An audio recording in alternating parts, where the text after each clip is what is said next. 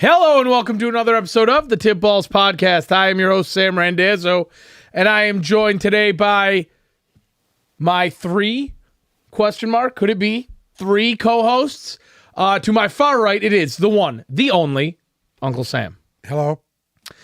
And behind the soundboard, just absolutely a disaster, complete dumpster fire. I'm over here. Yeah, over there. It is Bruce, the tugboat, Venditti. Fire. What's up? And joining me to my side, it is none other than Zolo himself. Good afternoon. Glad to be back. We're back. We need to finish up our draft recap from Monday. We got through, honestly, I didn't count how many teams we got through, but we got through a pretty good chunk. The last half hour of the show was taken up by our very own Detroit Lions. So obviously we didn't get through as many as we would have liked, but we're back today and we are going to run through the rest of that. But before we get started, Deshaun Watson had another run-in with the law today. He was cited by Ohio State PD for speeding in excess of 80 miles an hour. So, big breaking news, possible quarterback change coming for the Browns here soon enough. Why? Because he was speeding? Yeah, What, he's going to get suspended for speeding? maybe. You never know. Come on, dude. You never know. What the hell? I mean, if he was speeding away from the crime, speeding away from the Maybe he the was. massage parlor, I get it. Maybe in he all was. reality, he's been speeding away from the massage Yeah. parlor. See, all of the above, Uncle Sam. Maybe he was doing all of that at once. Zolo actually said something interesting before we started today's show and some other Watson news. It sounds like the Jets are looking into trading Garrett Wilson. I don't know if that's 100% true or not. I can only find one source. But it sounds like they may want to clear some cap or get some draft capital or whatever, which Uncle Sam promptly said, Why would you trade away your best weapon? yeah, wouldn't make sense. You know, Wouldn't make any I mean, sense. receiver-wise, he's the best guy on the team. It doesn't make any sense to shop him. It's a guy Aaron Rodgers would dream to throw to, so. Is it because they signed the ghost of Randall Cobb today? They so have what, the they think they ghost don't need himself. Garrett Wilson? Maybe not. I mean, we've seen Randall Cobb just over the last couple of seasons just really dominate Totally that Green Bay dominate, wide yeah. receiver room. So Yeah, I'm sorry. The rookie guy that they had last year was phenomenal. So Christian Watson. I'm sorry. Christian Watson. Garrett Wilson was phenomenal. Oh, I thought you were talking We're- about we're- We got Green Bay. Watsons and Wilsons going on right now. Watson's, Wilson's. It's a big W. Come on, dude. Come on. He had freaking that dumbass throwing to him, but he had fucking what the fuck is his name in the beginning of the year? Garrett Wilson. Who did he have? As a The quarterback? the ghost the of ghost who? of Joe Flacco? Joe Flacco? What the fuck? Why would you trade the best guy you got? That doesn't make any sense to me. Yeah, that's why I question it. We got to see a second Yeah, source on that. The source I had would highly doubt that. the source had a few followers, but I have a hard time believing that they're going to move on from Garrett Wilson unless they're having really crazy cap issues. But I mean, time will tell, right? Yeah, I can't see how you would. He's nothing against the cap. No, I mean, he's Nothing against the the first cap, round dude. pick, so I mean. Yeah, well, I mean, still, all right. He's going to make what Yes, but $25 million for 5 I years. think the only reason they would do it is because of the haul that you could get back for him. It's true. I mean, you could get for a good young receiver with 4 years remaining. I mean, I don't know. Let's hope that one doesn't pick up steam. Yeah, I want hopefully Aaron that- Rodgers to drown. That's not so. fucking true. well, like you said, you took the words out of my mouth because the Jets picked up the ghost of Randall Cobb today. And I mean, if we're talking about Aaron Rodgers, the name is synonymous with Randall Cobb. God. He's thrown more passes to Randall Cobb than any other player besides Devontae Adams. So 500 and 34 some change. completions. So do you think that move has any impact for the Jets? I don't know. I doubt it. I mean, what's he going to do? I don't know. Maybe he runs out there as a decoy a couple of times. That's kind of what he does, no? Wasn't he in Green Bay last year? Wasn't Yes, he was. They brought him back. last year. Didn't do much. Only highlight I remember of Randall Cobb last year is walking up the tunnel after the Lions beat them the last. I've game. never seen a team bend over backwards and take it up the ass like the Jets are doing right now. between Allen Lazard, and nothing against Lazard. At least he's still a viable receiver, not a number one, maybe a 3. But Garrett Wilson's the number one receiver. Garrett Wilson's the number one receiver. I mean, come on, dude. Where's Cobb ranked? 6. It's on the fucking practice squad. I mean, where Well, they probably let Braxton Berrios go to make room. Yeah, for you let Randall Cobb. Berrios go over the ghost of Randall Cobb? What the fuck is wrong with you? Wake up, Woody Johnson. On the other side of the trade, the Packers extended Jordan Love to a 1-year deal worth $22.5 million, keeping him in Green Bay through 2024. So, 24. well, I mean, we're in 2023. So 1 year? Essentially, yes. Instead of Signed a using 1-year extension? We talked about this yesterday. Yes, we did. We couldn't grasp it. It doesn't make sense. They declined the 5th-year option, Okay. and And then they sign him. extended him for a year. That's just so... It saves, so the psychology is, after some digging, because it still doesn't make sense, I'm going to do the best I can to explain it. It saves them a little bit of money. And by a little bit of money, I mean it saves them, I think, $10 million against the cap. And on his end, the reason he So would if be they stupid, would have selected the 5th-year option, it would have been $10 million it would have against the cost cap? them more guaranteed money. But on his Okay. end, for them, it's a no-brainer. But on Right. Jordan Love's end, why would you take that deal? Apparently, it's to mitigate his risk in case his deal Well, is bad. let's all be brutally honest here. If Jordan Love bombs this year, none of this is going to matter because he'll be gone. See, I thought I thought the same way that you did. But actually, Zolo he kind of enlightened me a little bit on this Jordan Love thing here. All right. And I don't love Jordan Love, right? I'm not a huge fan of him. Say that 10 times fast. I don't think he's played enough to even make an evaluation on him. But Love with Jordan Love. Green Bay, this is the 3rd quarterback we've seen out of Green Bay in our lifetime. Our lifetime. Your Definitely lifetime? not yours. Designated starter. Designated preseason starter. starter. They've had 3. Don Mikowski didn't count. Yeah, if it went from Favre to Rodgers to now Aaron Love. They To do this. Mikowski, to Favre, to Rodgers. And so there's a lot of people. in That's a between big there. question. Who was the quarterback prior to Brett Favre? We should be asking you because you're the only one I just applied told for you, it. Don Mikowski. Anyways, Green Bay's not stupid, right? I don't think they would have made this move unless Jordan Love's not going to bomb this year. Do I think that Jordan Love's going to take the league by storm this year? Do I think the Packers are still going to continue to be a double-digit win total team this year? No. But do I think he's going to bomb? I'm starting to not think so. Because I don't think that they would have done this if that was even an option. They're in fucking rebuild. They're not going to tell anybody anything. They might not think they're in rebuild, though. This is what I told Sam yesterday. What are you going to call it? A reload? They might think they have something. The body of work is small and we don't know. I'd like to think they don't, but history tells us that not only is Jordan Love going to be the starter for years to come, but that he's going to be very serviceable. I don't think it's going to happen, but who knows? You never know. I remember he played a game against the Lions. Looked pretty good. But everybody looked good against the Lions at that point. I think they still beat him, too. It was the end of the year last year you're talking about, right? I think they still beat him after. I know what you're saying. Yeah, I mean, I don't think we've really seen enough on him to really make a true evaluation of him because we haven't seen him in the heat of fire either. I mean, he comes in some mop-up duty and shit for the last, 3-4 years, plays a little bit in the preseason. We really haven't seen him.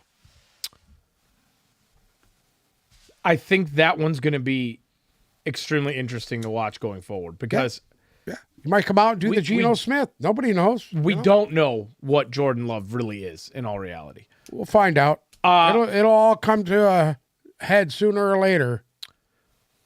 Former Raiders receiver Henry Ruggs unconditionally waived his right to a preliminary hearing on Tuesday, pled guilty to 1 count of DUI resulting in death and a misdemeanor vehicular manslaughter, so he will do anywhere from 3 to 10 years in prison.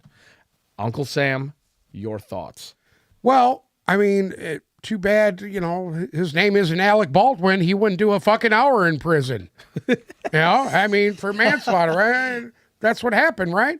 Well, I mean, I think it's the DUI resulting in death. That Okay. one's gonna, Yeah, That well, one's gonna when stick. you're holding a gun and you come on national television, you tell people, I didn't pull the trigger, it just went off by itself, and it's a revolver, and you actually have to pull the trigger back for it to fire.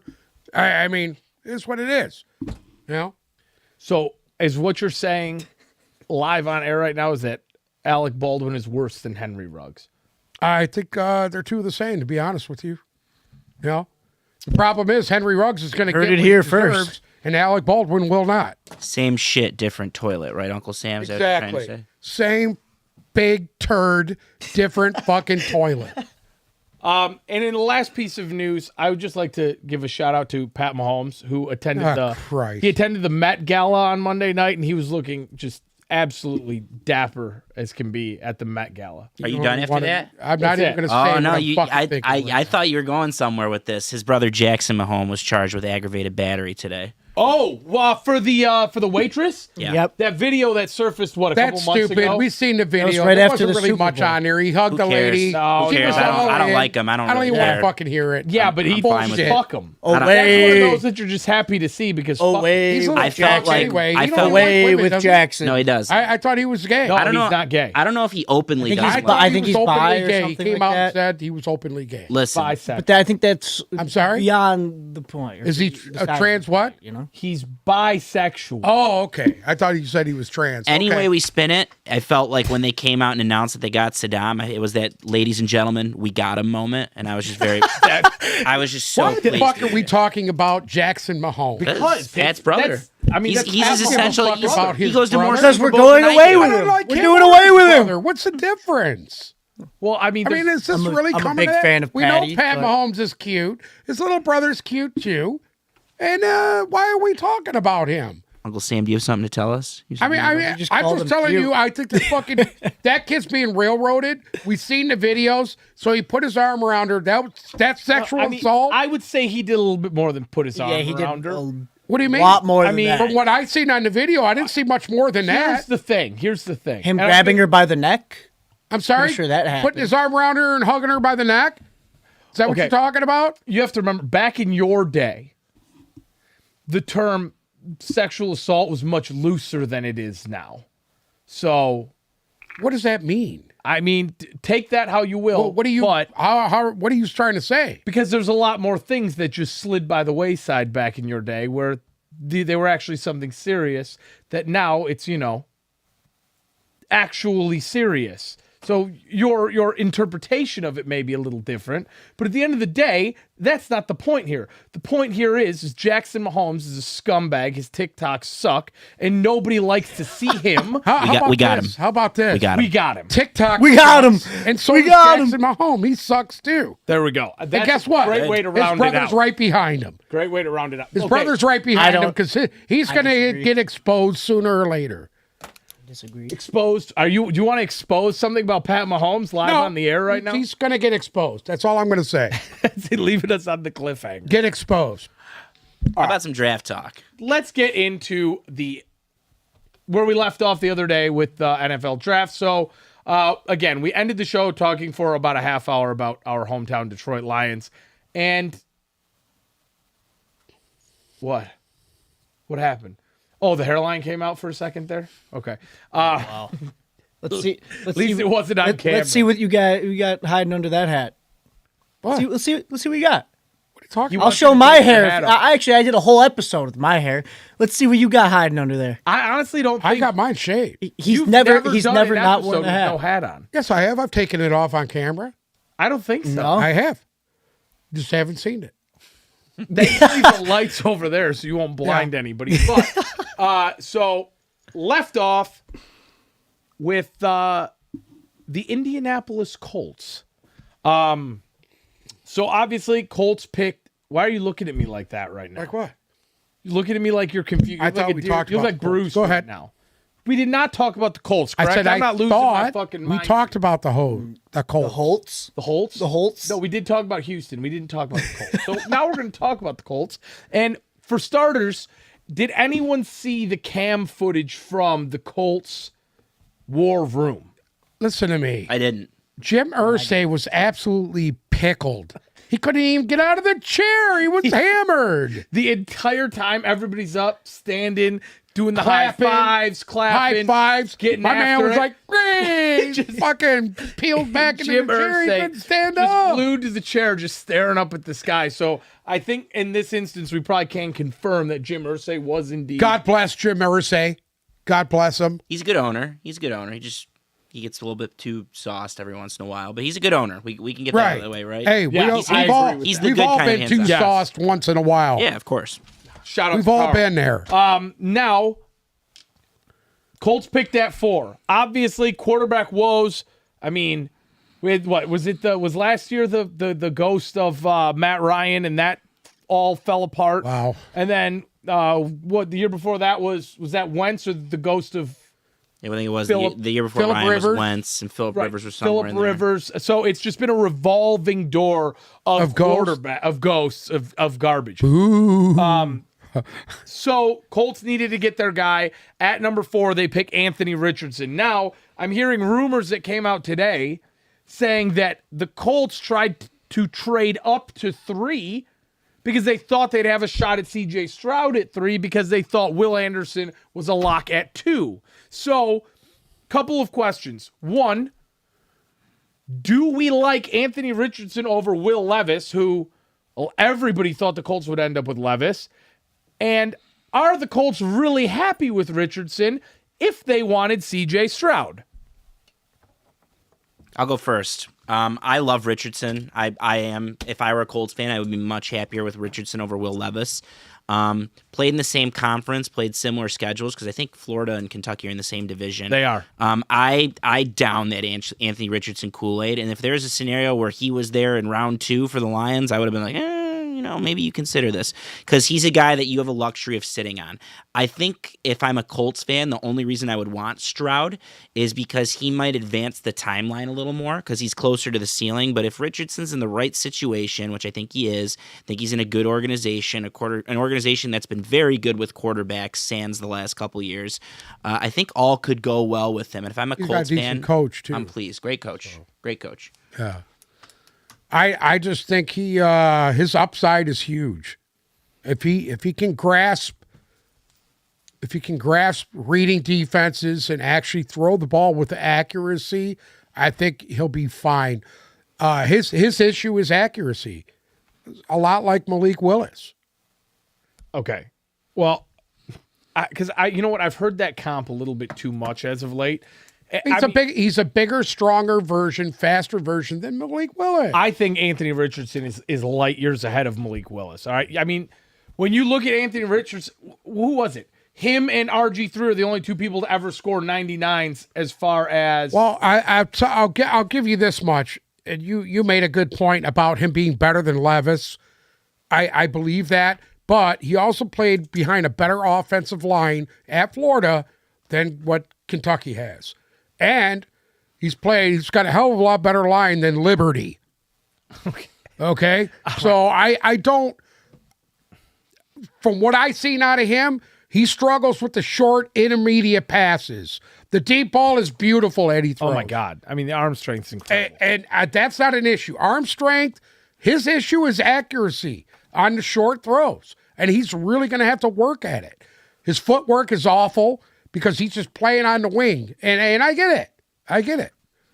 Outside of that, what did we think about the Colts draft overall? Outside of obviously any team that's picking their future franchise quarterback, they pretty much win the draft because without that you have nothing. But down the rest of this list, Indianapolis had more than 10 picks in this draft. Did they do what they needed to do? I love their draft. Mainly the first 5 rounds. I'm not going to get into the nitty gritty of 6 and 7. Yeah, that's. Julius Brents was one of the better quarterbacks to go in round 2. Josh Downs was a guy I wanted for the Lions so bad, and they looked at him hard because his uncle is new Lions defensive back coach and former Lions Pro Bowler Dre Bly, who coached at North Carolina where Downs went to school. Right. So great lineage. He's going to be a really big star stud for them down the road. And then Adetumwa Adebare from Northwestern. I God, love you that just kid. I fucking was killed hoping his the name. Lions would That have was perfect. Yeah. a look at him. So he was there, and the Lions passed him on multiple occasions. But Big motor. I think people had concerns with his body, not his size, his body shape, but he's a freak, an absolute freak. And down the road, his brother's a 5-star that's committed to Oklahoma. And I watched this kid up close in the Big Ten this year, and I'm shocked he made it as far as he did. But they got some good picks, and Will Mallory is going to be very underrated for them at tight end that they got in round 5. He's a guy that's going to make a lot of catches for them. Kind of similar to the comparison on him was Mike Gesicki that's going to catch more balls. Right. Big fan of what they did rounds 1 through 5 for sure, including Richardson. I thought Richardson was a great pick. If I was choosing between Richardson and Levis, I would have chose Anthony Richardson. What do you think? Yeah, because his ceiling is a lot higher than Levis. You know what you're getting with Levis? You're getting a big arm, which I'm going to be honest with you, I didn't think his arm was all that. Did not stand out to me the way Dan Marino's did. So I don't know where people are coming from with the big arm thing, because even watching them at the combine, all of these guys throwing together, Richardson's ball had a little more pop than Levis's did, obviously. So I didn't see the big arm out of Levis that everybody says he has. You know, you throw him from the knee and throwing it 65 yards. Okay, guess what? I've seen a lot of guys do that. You're not playing shortstop. You're playing quarterback. So good luck. Good luck. That's all I'm going to say. Richardson is a better prospect than Levis. I think Richardson, as far as pure raw talent, and strictly raw talent and raw intangibles, and I mean, the guy's a physical freak. I think Levis is probably a little bit more polished currently. So, listen, Levis has had to run for his life. okay. You play at Duke, you play at Kentucky, you're running for your life in that division, period. Here's the thing. The Colts, I still don't think are going to be that great this year. I don't either. They're still going to have good draft picks next year. They got a little bit of time to spend here, and if they get Anthony Richardson a little bit more cut, not as raw as he is, bring in a couple of weapons, you could have a guy. He's got a really good over. coach to help this kid with his footwork and the little things that he's going to have to work on. You got a good guy there to teach him that stuff. So I don't have an issue with that, you know. Neither do I. Just as long as You couldn't pass him there if you're the Colts. you couldn't. Couldn't. I mean, you couldn't. At this point, what are they going to do? At this point, what are they going to do? I mean, They haven't had a quarterback in 5 years. They were dealt a bad hand, so it's a good pick for them. Just got to take what you can get right there. And I think they did. For the most part, they drafted pretty well this year. They've got a lot of holes to fill. They're not that dynamic team that was ready to do a Super Bowl run. They're not them anymore. Not even close. Moving on to another team that's definitely not ready for a Super Bowl run. The Denver Broncos. Obviously, their big splash last season trading for Russell Wilson, and my God, I don't think anybody could have pictured them being just as atrocious as they were. I don't think we expected their offensive line to be as bad as they were. Okay, I mean, across the board, it was a bad year. I don't think it helps when your quarterback basically didn't show up to play till like the last 5 weeks of the season. Absolutely. And that to me was a telltale sign. The dysfunction that was going on there, and thank God that they had moved on and went in a different direction. Right. So we got new head coach, Sean Payton's there. And hopefully we can see Russell Wilson kind of emerge somewhat into what he used to be, because he really wasn't there anymore. They traded away a lot to get Russell Wilson there, so they were not picking in the first round this year. So our first pick was at 263, and they took a wide receiver out of Oklahoma named Marvin Mims Jr. What do you guys think about that pick? On a team that had a lot of receiver depth and a lot of young receiver depth. It's a luxury pick, I think, but the reason why they went with him, a lot of I don't know how the Broncos analytics department is. I don't trust John Elway's teeth, so I can't imagine it could be that good. I think he's out, no? Is he out He now? is out think now. he's out. He Okay. is gone. Regardless, new ownership, all that good stuff. Marvin Mims was one of the highest graded, not just receiving prospects in this draft, but in the advanced analytics era. A lot of the people that use statistics and calculations loved Marvin Mims and loved everything he did. All his numbers, he played in a really pass-happy offense in Oklahoma. I'm looking at their round 3. And his punt returning ability was top notch. The One of the problem top is guys in the country. The problem is he's under 6 feet, and I think they have at least 2 or 3 guys that are under 6 feet. And it's down to Cortland Sutton in terms of guys that could actually jump Big up and body grab guys. a ball. But Yeah. I love what the Broncos did in round 3 for not having picks in round 1 and 2. They did really good in round 3. Drew Sanders was a lot of people had Drew Sanders neck and neck with Jack Campbell in terms of inside linebackers. Yes. I don't think Sanders is as good as Campbell, but he played in a really good conference and did some damage. And Riley Moss, the great white hope at cornerback there, who could play corner or safety. He's an Iowa product. They had a pretty good third round. Skinner from Boise. Skinner's safety great. From Boise. He'll come in and play. One of the top guys. He's ready to play right now. And they got him in round 6. Yeah. The great white. What? I can't think of any white cornerbacks. The amount of memes that I've seen about Riley Moss over the last. He's a white corner.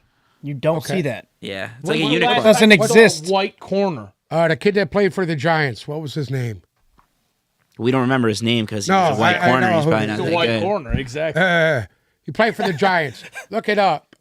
What's he supposed to do? Google white corner for the Giants? Yeah. You probably Yeah. could Google, Google that. that, I and bet it you comes it's up. right up. Yeah, How much you I want to would- bet? I would I'll bet you shot. right now. You don't want to know what Unfortunately, came up. It's a bunch of plastic corner guards and Well, you didn't say cornerbacks. Jason Sehorn. There you go. There we go. Okay, I guess it was. I knew a who little it bit was. easier I to just find than I forgot thought. his name. It's like a unicorn these days. Yeah. It's a unicorn. And hey, he was all pro. He was a good, solid guy for a lot of years in this league.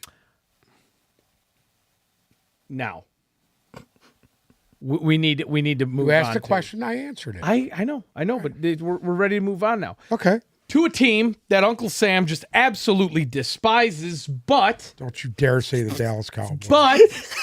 I know for a fact, even though Jerry Jones and Mike McCarthy are the ones calling the shots, and even though the man swinging with his big bat didn't make this call, I don't know their why. first round Three pick. fucking Super Bowls. 3 Super Bowls. I mean, he's probably making National championship. he's making so much money on the extends commercials that he doesn't need to work in the league anymore. All right. My idol. I'm going to be just like him one day when I grow up. Anyways, the Dallas Cowboys took defensive tackle out of Michigan and somebody who Uncle Sam holds in very high regard, and I'm sure Zolo does too, Mozzie Smith with their first round pick. I like his size. He's the closest thing to Jalen Carter you're going to get. We'll call him poor man's Jalen Carter. Yes. He doesn't have Jalen Carter's pop, but he's a disruptor.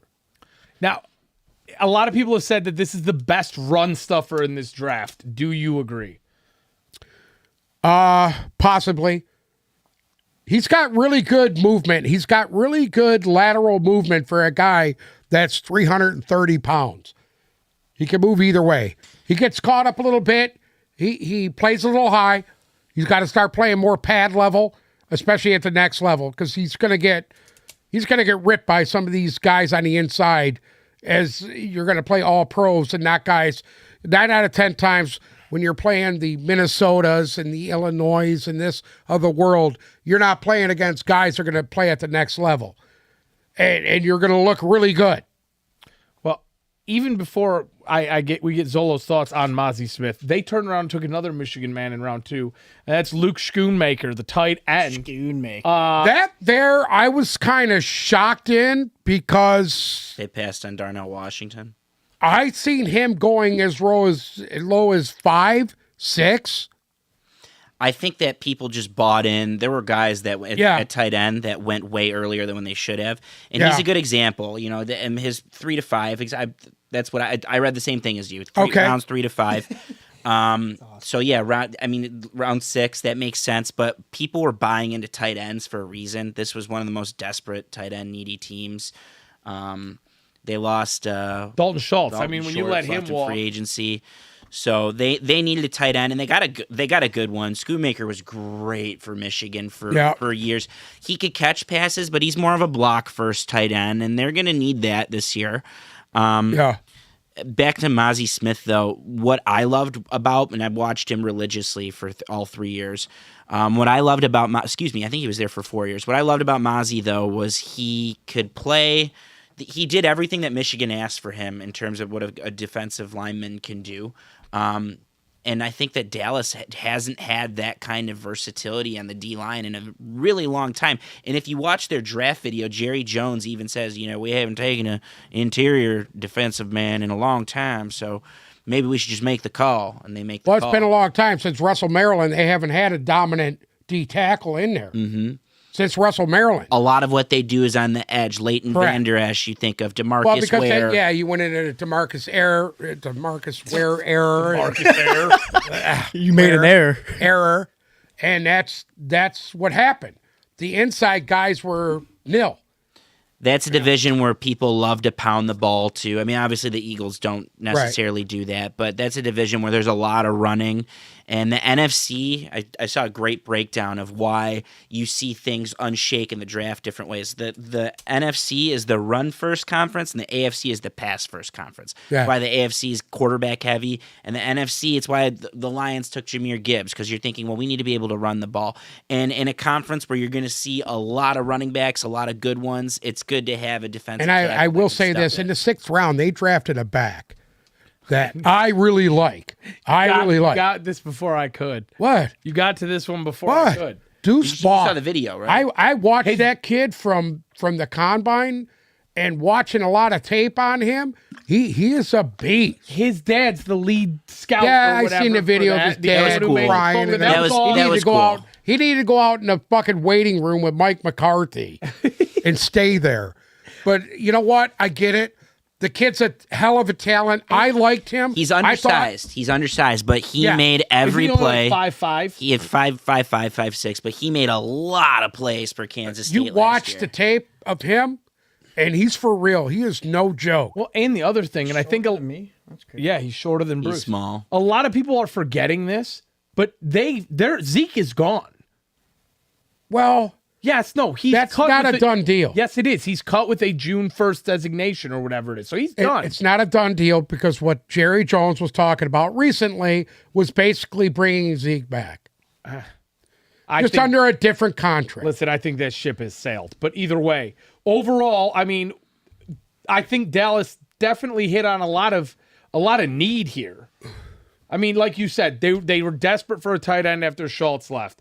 Like one of you said, they haven't drafted an interior defensive lineman in decades. Yes. So I think as far as those two go, they definitely got some good value. Different draft for them, but they had to hit on some things, and they did. And it's up to the players from there as well. Now, the whole thing is, can they be coached up the right way? That's the thing. And even Jerry Jones himself stated earlier, just before the draft, that coaching was an issue. I think he was asked. And I don't think for 1 minute that he was lying. I think he was honest about it. Yeah, his exact quote was, "Drafting's not an issue for us, but coaching is," or something along those lines.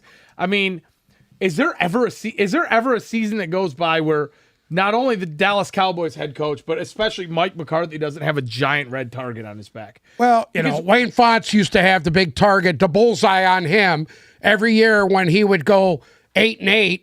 Everybody had the bullseye on him, and then he'd go 10-4 and save his job. Well, but that was also, you had Barry Sanders here, so that was the single guy that saved him a job as long as he did. All right, moving on. Mike McCarthy is Wayne Fontes. Moving on to the team that had the number 1 overall pick. They could have picked anybody, and they decided to take Bryce Young. Another team that has had some quarterback turmoil over the last, 4 or 5 years-ish. Yeah, when they moved on from Cam Newton. As soon as Cam Newton was done. The Carolina Panthers, obviously, Bryce Young, new franchise quarterback. They had a pick of everybody there, and they decided to go for Bryce Young. Couple thoughts. We talked about. We talked about Bryce, kind of Bryce Young, but we didn't really talk about. We touched Carolina. on Bryce Young when we talked about Houston, Okay. I think. But either way, Bryce Young, number 1 overall pick. Couple of things. Obviously, there was 3 quarterbacks that went in the first 5 picks. That's number 1. Number 2, was Bryce Young the safest pick out of those 3? Number 3, Most ready. will Bryce Young's game at 5'10" translate better to the NFL than, say, someone like Kyler Murray's did? Thoughts? I think the difference between Bryce Young and Kyler Murray. First things first, let's get this out of the way. Bryce Young was the best and most ready of the 3 quarterbacks that went in the top 4. We watched a lot of them. We watched him win a national championship. You can't really shake what an Alabama quarterback does because they play in big games. They play in a big conference. They're always playing some of the best kids. They go against the best kids in practice. Bryce Young was probably, man, it's tough to say between him or Tua, but he's probably the best quarterback I saw at Alabama over this run. I do think he's going to – it's not going to be seamless. It's not going to be seamless, but I do think he's going to step in and do a lot of damage. I think one of the reasons he's going to succeed over Kyler Murray, Kyler Murray did have Cliff Kingsbury, who's great with quarterbacks, but he's great with system quarterbacks. Frank Reich has been in a lot of places. He's seen a lot of all kinds of quarterbacks. I think did he back up for the Lions? Was he Lions backup quarterback, Frank Reich? Didn't he play here? Oh, no, Buffalo. I'm confusing Doug Peterson. Doug I'm Peterson confusing him was with here. Doug Peterson. Regardless, Frank Reich Reich was at Buffalo for a long time. he's seen a lot, and they spent, if you paid attention closely, they spent their offseason surrounding whoever their quarterback was going to be, which it ended up being Bryce Young. They spent a lot of the offseason trying to build around Bryce Young and surrounding him with pieces. They brought in DJ Chark, and then Uncle Sam, your favorite guard in the draft, Chandler Zavala, they got later. That's the only other part of their draft I love. I didn't love Mingo, by the way, because I think a lot of receivers. I like Mingo for one sense. His size? He's powerful. Yeah. He's not going to run by anybody, but he's powerful. His size. And when he goes for the ball, it's his. He reminds me of Steve Smith. He's that little, small, compact, tough guy, you know. Yeah. And sometimes you need those guys. And who did they lose? Who was that receiver they lost? DJ Moore. Yeah. Once they lost him, they needed to. Just to chime in here, Something. you were right. Oh, he did Frank play for the Reich Lions? was the Lions backup. He was on the Lions? Yes, he was. Yes, he was. Quarterback guy, to answer your question, Sam, from 2 minutes ago, sorry, we were ranting there. No. Safe All good. pick. Bryce Young was the safe pick. He was the right pick. Didn't love much else from the rest of their draft, but I mean, they nailed pick 1, and that's a guy that's going But to be there if for a they while. go with the same system, well, they have a different coach now. But if they stick to what they stuck to last year, they got a pretty seasoned offensive line. They have a very good defense with a lot of young players on it. See, you always say that about Carolina's defense. And, I mean, I think they're middle of the pack at best right now. I think we definitely need to see something more out of them this year. I Carolina's don't think they're defense middle so of the highly. pack at all. I think in their division, they're going to be the team to beat in that division. You're both right. That defense is maybe middle of the pack, but it's serviceable enough to win in that division. Whose defense is better than theirs in that division? Tampa's? They're all old. Yeah. Maybe New Orleans, New Orleans, but Yeah. New Orleans is the New Orleans is tough. Their defense is good, but the offense was a shit show last year. No claims to Andy Dalton. I mean, and you also have to remember, there's no DJ Moore. There's Yeah. no Christian McCaffrey. There's realistically not all that many. They got a lot of draft capital for them guys, and that's why they were able to move up and do what they did this year. That's true. That is true. Moving on. The Buffalo Bills. Here's the thing. They got a guy at pick number 25, a tight end who me and Uncle Sam thought was a surefire lock to go to Green Bay at 15, and he didn't. That's the Buffalo Bills, obviously taking tight end Dalton Kincaid at 25. This was kind of like a surprise pick for me. I didn't really I didn't really see them going tight end here. Dawson Knox. They moved up too, by the way. They made a move to get up for him. They jumped up to get him. Dawson Knox obviously had a down year last year, but he's one of the more serviceable tight ends in the league. I think they moved in front of Green Bay, no? Yeah, I think they jumped. They did. I think they jumped in front of Green Bay to grab this kid. Well, no, Green Bay picked at 15. They picked at 25. Oh, got it. No, they picked at 14. Who? Buffalo. No, they didn't. They picked at 25. Bud, they picked at 14. They picked him fucking 14th overall. They moved one place in front of Green Bay. Kincaid went later in the draft, but I thought Green Bay, they were trying to get to – they traded in front of someone. I can't remember who it was.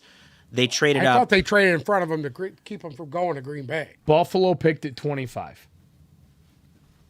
Green Bay picked at 15.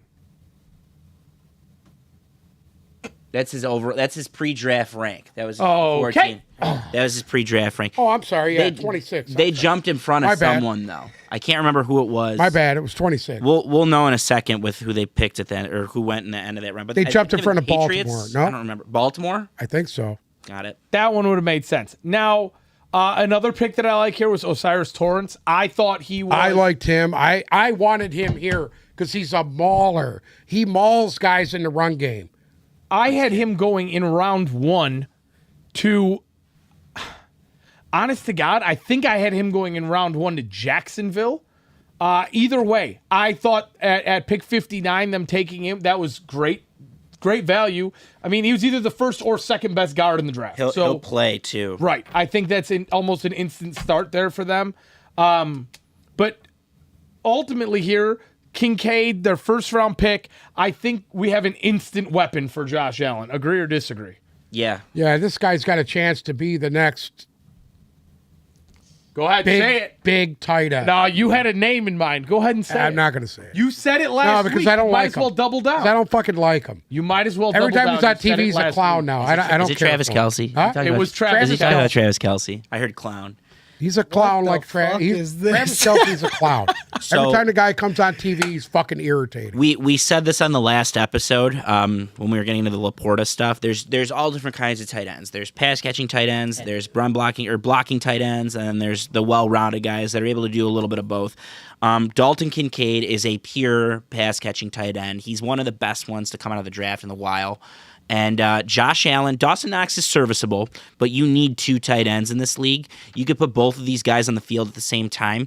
And one of the areas that the Bills tend to struggle in is when they get shallow in the red zone, when they get within 10 yards. Other than that Josh Allen running it in thing, a lot of the time they would target Dawson Knox, and sometimes he makes it happen if it's a screen pass or a drop off. But they don't have a guy that can go up and grab it in the back of the end zone. That is true. That's very true. That's where Dalton Kincaid comes outside in. Gabe Davis doing it a handful of times. Yeah. It you doesn't don't have very nobody. often, and they have that, and I love Osiris Torrance for them. It feels like, and you guys, I want to hear what you have to say about this before we move on. It feels like there's a lot of pressure on this Bills team this year. Not that the window's closing, but I love Josh Allen. I do think he's a top 3 or 4 quarterback, but it feels like they're putting a lot of pressure on this guy because they keep having the frustrations every year. He can't beat Burrow. He can't beat Patrick Mahomes. He can't beat those guys, and it feels like they're trying to give him every tool to succeed. And if he doesn't do it, I don't know where they go next. But this was a draft that was angled towards giving him. This is the telltale for the Buffalo Bills right now, because I'm going to tell you what, I think the window is closing on them. I didn't want to I say think the that window's because closing it on sounds Allen, dramatic. period. It sounds really dramatic to say it, and when you think it back, it makes a lot of sense. Though I feel like they're not far from firing a coach, here's the thing. McDermott, or moving on from a GM. Like they're not far from doing that. No, they went from being mediocre in their division to getting kicked around by you-know-who every year for decades. And now, once it's their division, you got these other teams that have improved so much. Okay, if you go back 2 years, right? If you go back 2 years ago, Buffalo had a full-on chokehold. When Brady left, right, Buffalo had a chokehold on that division. Truly. It was theirs to win for the foreseeable future. Yeah. Then, all of a sudden, Miami... The day Miami made the Tyreek Hill trade, and then you thought, oh, wow, them and Jalen Waddle, and then they kept adding pieces, and then, okay, so now Miami's going to get legit. And now you have the Jets. The Jets are all in. And the Jets are all in. I mean, last year, even with the complete debacle at quarterback, they won a lot of games. This is, if Buffalo doesn't do it this year, and by do it, I mean, we're not talking expectations of winning the division. Super Bowl. We're talking expectations winning of the AFC at a minimum. I agree. Winning the AFC. Because I think if they don't go to the Super Bowl, there's going to be a lot of changes within their team. Absolutely, because what else can they do? You're at that point now. So, and this draft is indicative of, I know what you're going to say next. So let me hear it Go first. for it. No, you first, because I know what you're going to say. If you can't get over the Bengals hump, and you can't get over the Chiefs hump, right? Those two teams aren't going anywhere. All right? And no, they're just going to get better. Correct. Ultimately, especially in the case of the Bengals, you have a team with probably a younger core that's better. So realistically, if you're Buffalo and you can't get over the hump, it's like 3 strikes and you're out. And I think one of the strikes, this is going to sound, again, it's going to sound so crazy and dramatic, but this draft was geared towards Josh Allen. Yes. And I think he is one of the strikes. I think people are at least going to, it's crazy to just get rid of a quarterback. They're not going to do that, but they're going to have to think some things because this was done to retool. They haven't lost any of those games, especially last year, the championship game in Kansas City, which they should have won. They should have had a shot with the ball in their hand at the end. But last year, or I'm sorry, that was 2 years ago. 2 years, yeah. But last year, against the Bengals, he's not the reason they lost. Josh Allen's not the reason they lost, but he's one of the. They were about to get their asses handed to them in that Bengal game. He's not the reason they won. And you know what? You literally what the exact thought that was going through my head. It's Josh Allen. All right. If you look at the Chiefs and you look at Patrick Mahomes, right? At the end of the day, you could say anything you want to say about Mahomes, and I know you're going to, but he's the X factor. He's the best quarterback in the league. Right. He is why they win games. At the end of the day, Joe Burrow is a big reason why the Bengals win a lot of their games. Is Josh Allen to their level? To their level, and 2, is he to the point where he's winning them a lot of these games? Or is it starting to look like, especially if they do the exact same shit this year, they're starting to get Dallas Cowboy-esque now? Did you see what happened to him last year? When he's put on the line to win the game. He cracks under fucking pressure. He was cracking under pressure. And he did that in more than one game. Yep. So that's why I say I think it's in his head. Well, I don't know if it's in his head as much as it's in everybody else's Well, head. he said it himself. I got to change my game. And he needs to do that. He's got to quit forcing everything because this is when he makes mistakes. I think exactly what Zolo said was spot on. They geared this entire draft towards giving Josh every single thing that he needs to succeed this year. And if he doesn't, I agree. I love the Latavius Murray signing for them. Oh, Jesus They Christ. need a guy to run in between the tackles there. It obviously wasn't Singletary. It's not the other cat they had there. Fucking trash, They dude. drafted James Cook last year, and he was extremely He was nice. underutilized. I like James Cook. You know, realistically, I'm not one. If you go back 2 years, we were so sold on Josh Allen, and we were so sold on McDermott, and we were sold on the fact that this Bills team was going to have multiple Super Bowl runs and over this dynasty. I'm not sold on any of it anymore. I'm going to say this. When your quarterback is the best running back on your fucking team, you got a problem. You have a problem. No different than in Baltimore. You have a fucking problem. You have to have a fucking guy outside your quarterback that can make you respect the run. Period. They don't have it. And neither does Baltimore. Amen. Yeah. Watch out. That's a story to watch out Look for. at it this way. If they had a legitimate back in the We've been backfield, saying this for a Kenneth whole Walker, year, 2 years. a Breece Hall, if they had somebody like that, their team would be even better. Don't you remember how Let me hot stop they you. were? Let me stop you. You need a running back to respect. Correct. Because it opens up everything else, the pass game, and that's if you one of their look problems. Early in the year when they were playing and they were blowing teams out by 30, 40 fucking points because they were running the football early. They had a lot of success handing the ball off and getting yards. Singletary was having a good year. And then the wheels fell off. They had a couple of injuries on the line, and the wheels fell off. So I think we're all in agreement on Buffalo then, right? I mean, if you think I'm wrong, you think I'm wrong. I don't think you're We don't. wrong. I'm agreeing That's just with my you. opinion from what I've seen of them. It's a lot worse there than I think everybody thinks. Shit or get off the pot Yep. this year. Exactly. Listen, you can't rely on this kid. You're watching him in the playoffs. Outside him, they don't have any kind of a run game. Period. No. Outside they don't. him, They do not. he's got to grab the ball, pull it down, and he's taking hits, and he's doing this 10, 12 times a game We're with you. I'm with you. physically, and he was banged up. He was hurt. I'm with you. Justin Herbert, big guy. I think we're all Got with him. hit. What happened? Got hurt. Got hit. What happened to them? They played like fucking shit. they shit the You had bed it hard. before with Lamar Jackson. I mean, you can only run that so many times. You need a good running back, and I think it's a bigger picture problem. Just something to keep an eye on this year's Buffalo. Just watch. I think he needs to bring his game in a little bit and actually look to go downfield a little bit more than what he does. Moving on. Another team that has just, I mean, you want to talk about expectations. 2 years ago, the Tennessee Titans were a 13-win football team, and they got, I don't even, was it, who they played somebody in the first round that everybody thought they were going to run over, and they lost. And then last year. The Colts. The Colts handed them their ass. Then last year, it was a fucking debacle of epic proportions. They don't have a fucking quarterback. They don't have any receivers Well, they do now. who are worth a damn. Okay? It is Derrick Henry and everybody else. So, it was, I mean, I don't think anybody in the world thought that, one, Tennessee was going to, I didn't think they were going to pick at 11. I thought they were going to trade up and take the Cardinals pick. But that they would not take a quarterback at 11. And they didn't need to. Huh? They didn't need to. Well, everybody thought they were going to. Because I didn't think there was any chance that Will Levis was making it out of the first round. And he did. Will Levi's look like Aaron Rodgers sitting in the green room. He made it to Sitting in the green room, and Tennessee ready to shoot himself. And Tennessee got their guy at 33. The Skronsky pick, I think they were kind of surprised to see him there because I didn't think he was making it past Chicago myself.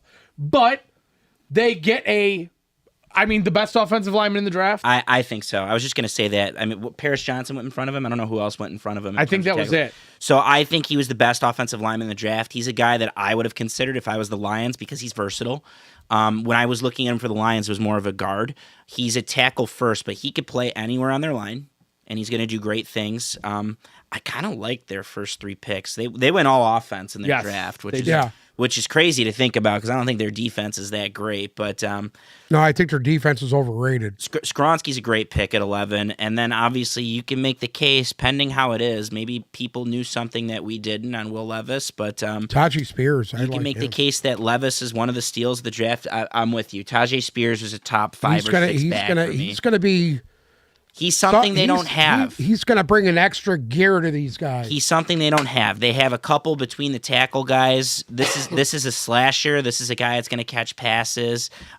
Little bit different wrinkle, and they use their guys pretty well. I mean, every other year, their offensive coordinator goes on to take an offensive job. Josh Wild, the tight end for Cincinnati, he'll play. I like him. His game is really nice. Mm-hmm. I mean, you talk about a team that desperately needed some sort of a boost on offense. I mean, literally, who's left there for? Who are their pass catchers? Bob Trees, Robert Woods. He's gone. Where's he? Bobby Trees in Dallas now, I think. So I mean, literally, outside of Treylon Burks, can anybody here tell me a Tennessee receiver? Not without looking at a depth chart. Exactly. So they definitely need to focus on the offense. But I agree with you guys both. Not only do I think Tennessee's defense is kind of mediocre. They're losing guys. They're older. Tennessee, I think, has a lot of tough years in front of them. And let me tell you something. They grabbed that Jalen Duncan. He's a really big dude from Maryland. He could play good run blocker. Mm-hmm. He's very good at that. So if they want to, they could kick Skronsky inside and actually play this guy also. So they have a lot of versatility with Skronsky being that first pick. on what they want to do with their offensive line, who sent Taylor Wan can't stay on the field. He's basically done. He's doing podcasts. I mean, Well, I think he's actually suing the team doctor. I saw some That story. was Well, recent, yeah. yeah. He Yeah. thinks the team Neither the nor team here doctor nor there. botched his ACL surgery from 2 years ago. So they went from having Conklin and Lawan to nothing at tackle, and they clearly went out of their way to address it in Right. this draft. Next up, we have the Pittsburgh Steelers, another team who went offensive lineman in the first round, and another team who I think got a pick in the second round that nobody thought was going to be there in the second round. I personally didn't think Joey Porter was going to be there in the second round. I think I had him going either high teens or low 20s, somewhere right around there. This was a team that showed us signs last year towards the end of the year that, oh, wait, Pittsburgh might actually be starting to turn this thing around a little bit. You've got some guys there that can play. Najee Harris, obviously not the best year last year, but we know that he's got some serious talent. We've seen spurts of it. Obviously, their quarterback situation solved in Kenny Pickett for a while.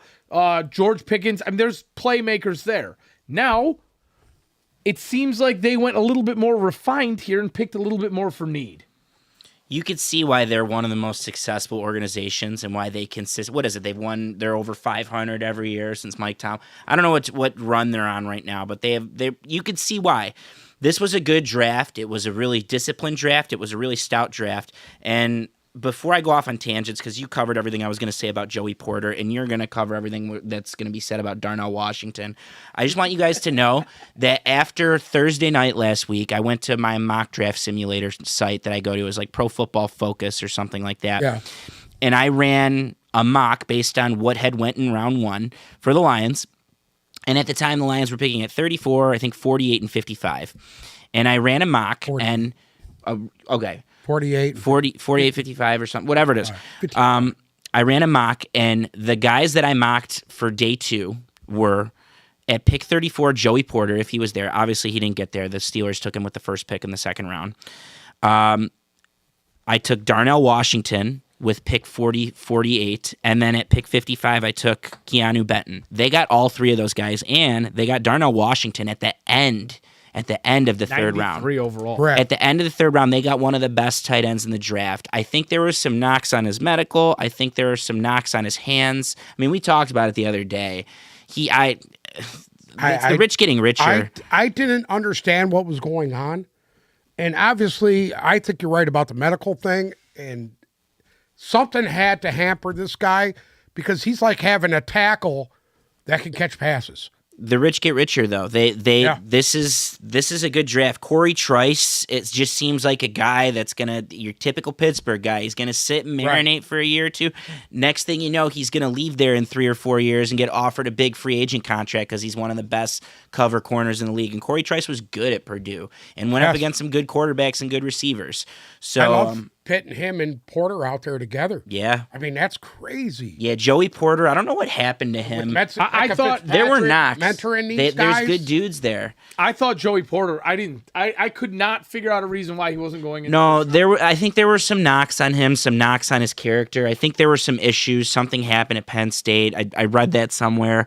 I don't know for certainty, but there was a reason he slipped because he was probably I thought he was the third best corner in the draft. That's just my opinion, of course, but what better place And to land? Keanu Benton, man, that guy's a beast. He's a that beast. guy is a pure defensive tackle. We've hit on it before in a draft where there weren't a lot of defensive tackles. Yeah. They got a good one in the second round. They got a really good one. That, again, I'm looking at these names here in those first 4 picks. Those are guys that are going to come in and play this year. And it's the rich getting richer. And watch out. I don't think Kenny Pickett's that good. If he is, watch the fuck out because they're going to make a lot of noise in that division that seems to be up for grabs every I single will year. say this: he struggled bad early, and I get it. And I think it was smart for Tomlinson to put him in. I really do. A lot of guys don't like to do that. I think that was the best thing that happened to him because by the end of the year, they were a dangerous team by the end of the year. Yeah. All right. Next up, we have the New England Patriots. A lot of picks. Obviously, some trades thrown in there. I would say that it was a pretty Belichickian draft overall. Nothing in there all that sexy. They did pick in the first round, which was a shocker. Me and Uncle Sam both thought that they'd probably trade out of the first like they do every year. I was shocked that they moved up. But Christian Gonzalez, obviously, they're with the 17th overall pick. Some people said, a lot of people actually said he was the best corner in this draft. It was up between him and Witherspoon, essentially. Thoughts? Go ahead, Uncle Sam. Well, and you want to talk this about is Christian your Gonzalez? team. I actually, after seeing their first two picks, and I was like, this is pure Belichick here. He gets the best press corner he could get, and then he turns around and he takes a really good long pass rusher to complement that. And I like that. I like the pick. I like both of their first two picks. I think we're all in agreement on Christian Gonzalez. I would go ahead, and I hate the Patriots. Not that I hate them. I learned to appreciate them one day when Brady was there. I learned to appreciate the Brady Belichick thing. I really just can't stand the concept of Boston. So it's a good week for me. Celtics lost game 1. Bruins, best hockey team regular season of all time, got knocked out on Sunday. But Christian Gonzalez was probably the steal of the first round. I'll tell you why. They needed him, number one. They needed we're running out of McCourties.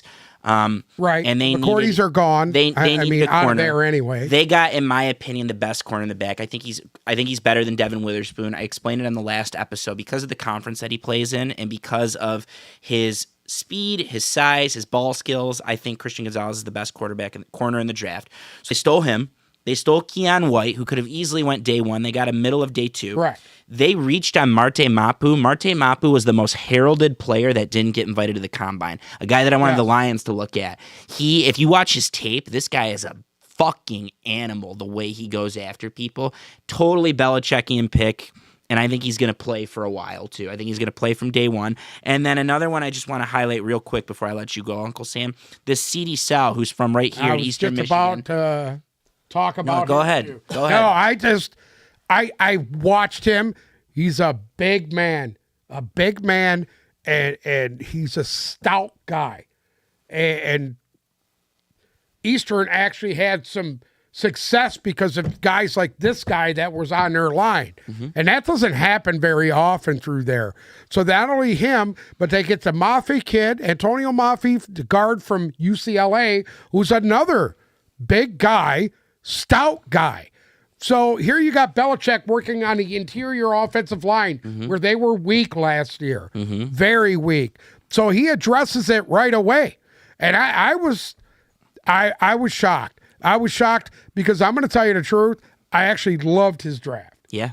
He drafts the kicker, the kid from Maryland. They've needed a decent, accurate kicker, and they haven't had one in a couple of years. And he turns out, drafts a punter. It hasn't happened in a while, by the way. It hasn't happened where two specialists have gone to the same team in the same draft. I think it was the Raiders in 2000. It was when they took Janikowski and Shane Leckler, if I remember correctly. I don't know what year that was. It was in the early 2000s, but that's only the second time that's ever happened. And it just goes to show you if Bill Belichick is taking two specialists and is taking a kicker in round 4, that kicker, number 1, better be good. But number 2, if you're able to do it, if you have the luxury to do it, you got to go out and do that. If that's a weakness on your team, you go out and get that kicker. And they got the second best kicker in the draft and arguably the best punter in the draft in Bryce Behringer from right here. And they get a guy in the 6th round that a lot of people, unless you've watched SEC football, don't know who he is. Keyshawn Boutier from LSU. Mm-hmm. That kid single-handedly was given Georgia fits in the Big 12 champion, or I'm sorry, SEC. The SEC championship game. Mm-hmm. That kid was a beast. He was catching balls all over the field. So you're getting a big body receiver, Amir Speed, another corner out of Michigan. I was gonna say State. he might win the name draft right there. What a great name, Amir Speed. Isaiah Bolden, another corner out of Jackson State, the only guy drafted out of Jackson State this year. And I'm telling you, not only Jackson State, the only player drafted from a historically black college or university. No, he's not. Yes, he was. This year, he was the one. This year. He was the This one. year. This year. Remember This Dion year. complained about Dion that? was not Well, happy. last year we had drafted James Houston. James Houston. Okay, real quick here. With all of the Mac Jones talk that has been flying around now, he's not Okay. happy. The team's not happy. Nobody's happy. Any shock that they didn't do a QB anywhere here? Next year is the quarterback draft, and I think it's a similar situation for a lot of teams. For them, the Commanders, the Lions, even though they got their guy this year, going into this draft, I think a lot of people are angling towards next year, and the Patriots might be one. And instead of replacing Mac Jones, they went and got 2 guards. They went and got a center, They bolstered their offensive line. similar to The what the Bills interior did. line. That's where they were weak last. Similar to what the Bills did, saying, okay, if you're the guy, let's go out and see it. And they went and got you a pass-catching tight end and a guard in the first 2 rounds. I think they got Mac Jones a ton of pieces, and they want to see what he can do before they decide to move on. And if you want to move on, And they there's worked no on a better draft. secondary that was suspect. I'm not surprised to answer your question. Okay. Hey, overall, this is a good draft for them. This was one of the better drafts. One of the better They drafts actually than they've picked- had in the past. Huh? I agree. I agree. It was definitely, again, very Belichickian. I mean, I would not be surprised if at least 5 of these guys that they've drafted are starters. That would not surprise me whatsoever. no, I would agree. I agree with you. You know Gonzalez is going to be a starter. You know that. Keon White is going to be a starter. Marne Mapu. The Mapu kid is going to definitely be a starter. And I think either one, Andrews, the center, or Sal, the guard, these guys will be starters. I mean, they had 12 picks. You've got to get starters out of that. And then I want to move on to a team that had one more pick. Actually, they had 13, and they picked 13th overall due to the fact that they traded Aaron Rodgers to the Jets. And that is the Green Bay Packers. So, like I said, 13 picks. It's a lot of picks. And they go out and take a defensive end with the 13th, Lucas Van Ness, who I feel like kind of went under the radar a little bit. I think everybody was a little bit surprised to see him go just that high. He's the second one off the board, right? The second D end off the board? Correct, yes. I mean, I think we have a guy there who is extremely well-rounded. From everything I've read, I haven't seen a ton of tape on him, but from everything I've read, he seems extremely well-rounded. Your thoughts? The guy looks like Adonis with his shirt off, dude. He's huge. He's cut at 270. The guy's cut. The kid's ripped.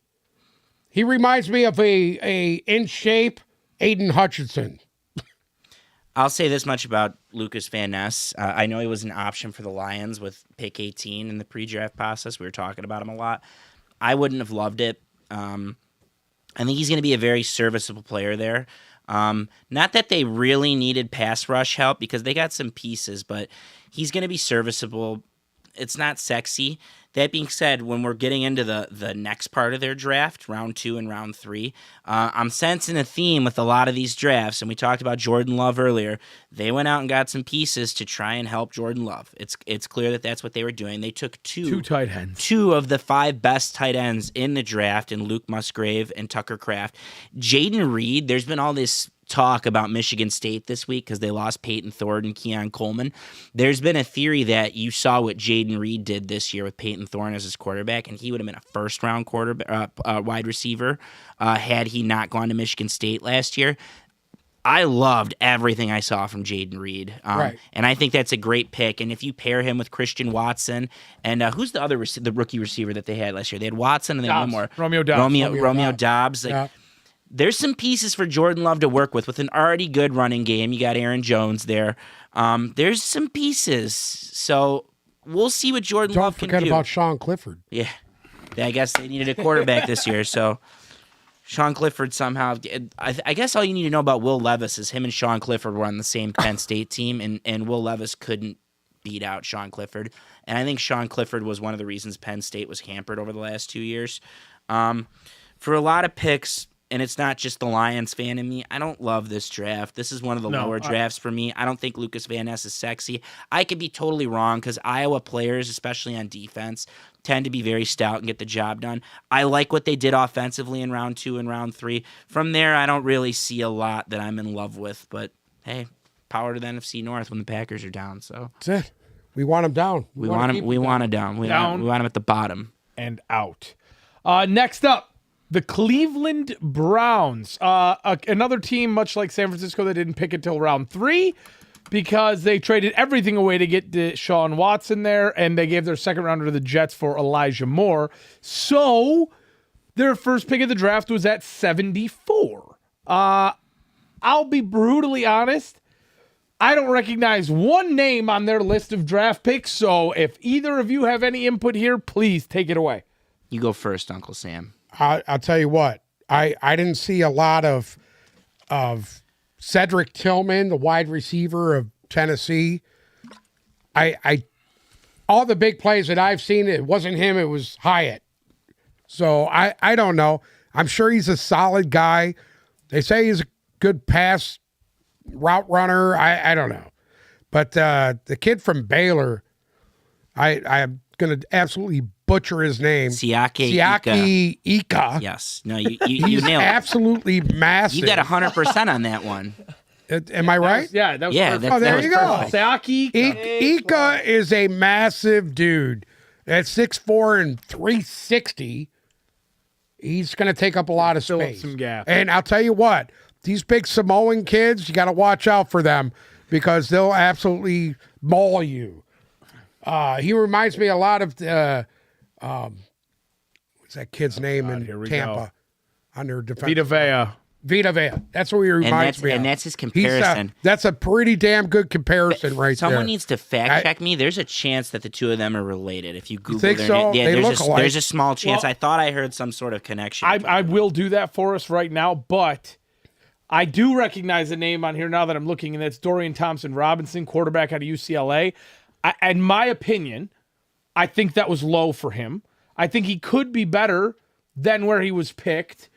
I don't think he's ever going to get a real shot at it because obviously Deshaun Watson's in front of him. But what do you think of that pick? He ran some pretty complex schemes at UCLA. He was under Chip Kelly at UCLA. I love DTR. I've been following him since he was in high school because he almost went to Michigan. He was the #1 ranked dual threat when he came out. And I don't know why he's not as heralded as a pro quarterback as a lot of the guys that went in front of him, but he was every bit as advertised in college. And if you stayed up to watch those Pac-12 games, he was excellent. And I had a lot of fun watching him. And who knows, that's a high upside pick for them. That's like the Lions with Hendon Hooker. If things don't work out with Deshaun Watson, they have a better, maybe a more smarter version of Deshaun Watson sitting right there behind him. And I think DeJuan Jones is going to be a starter day one. Yeah, so I really do. So piggybacking off of that, Uncle Sam, Cleveland's draft was really heralded for the fact that they didn't have a ton of picks. Right. And all of their top end picks were traded away, and they still came out with a pretty good draft. Cedric Tillman actually was a monster at Tennessee last year. He went one pick after Jalen Hyatt. I don't know if you know that. They were Jalen Hyatt was picked 73, and Tillman was 74 because Tillman was good. He was more of the possession receiver and more of the I'm going to get open receiver, whereas Jalen Hyatt is we're going to chalk it up down the field and see if you're open. And that's makes the big exactly catch. what Hooker did with him. Yeah, he did. He did it a lot, and Hooker can make the throws. So they got a. Hyatt's the one who put 5 touchdowns on Alabama. This is a receiver needy team. Where did what's his face who they landed last year from Dallas, and who was on the guy from Alabama? He was on the Raiders and then was on the Cowboys, and now he's here. Where did he end up? Who am I thinking of? Amari Cooper. Oh, Is he still in Cleveland? yes, I believe so. Okay, so they were, other than Amari Cooper, they were thin at receiver. They have the former Michigan receiver Donovan Peoples-Jones, who's been serviceable for them. So they got a guy in Cedric Tillman that's going to come in. Siaki Ika fell, I think, because of some bad medicals, but he would have been a first-round pick if that didn't happen. But for some reason, there were some issues with his medicals at the combine. DeJuan Jones, I agree with you. That's a guy that could start for them.